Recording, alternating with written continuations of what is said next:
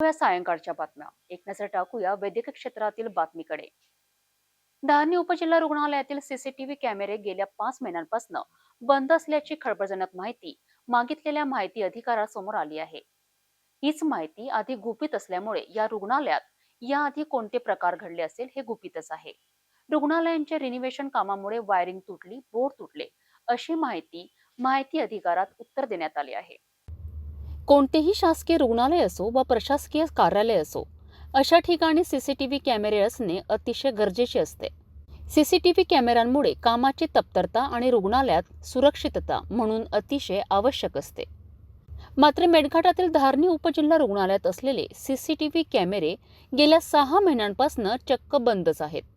असं आम्ही म्हणत नाही, तर मागविण्यात आलेल्या माहितीच्या अधिकारात ही गौप्यस्फोट माहिती समोर आली आहे।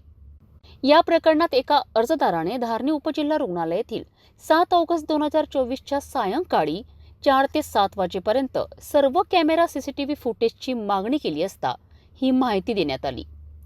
याच मेळघाटात कुपोषित बाल मृत्यू प्रकरण, गरोदर माता मृत्यू प्रकरण सुद्धा याआधी मोठ्या प्रमाणात गाजलेत।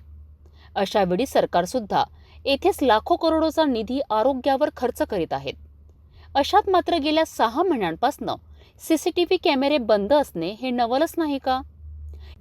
यावर धारणी उपजिल्हा रुग्णालय प्रशासनाने माहिती अधिकारात वेगळेच उत्तर दिले आहेत। रुग्णालयाच्या रिनोव्हेशनच्या कामामुळे जवळपास 6 महिन्यांपासून सीसीटीव्ही कॅमेरेची सर्व वायरिंग तुटफूट झाली आहेत। त्यातच बोर्ड सुद्धा खराब झाल्यामुळे रुग्णालयाचे सीसीटीव्ही कॅमेरे बंद आहेत।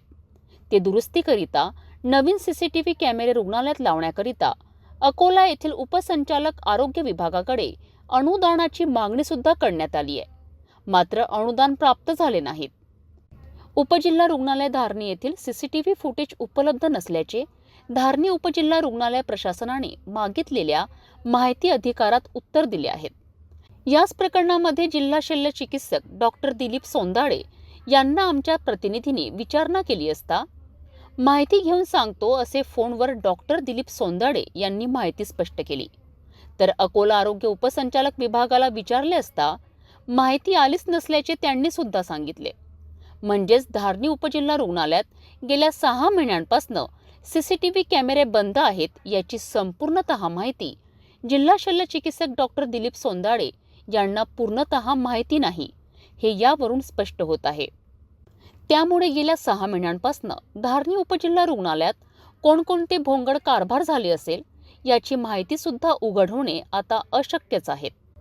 या खळबळजनक घटनेवर आणि करण्यात आलेल्या दुर्लक्ष कामांवर जिल्हाधिकारी, अकोला आरोग्य उपसंचालक, जिल्हा शल्य चिकित्सक हे धारणी उपजिल्हा रुग्णालय प्रशासनाला स्पष्टीकरण मागणार का, याकडे आता संपूर्ण अमरावती जिल्ह्यातील नागरिकांचे लक्ष लागले आहे।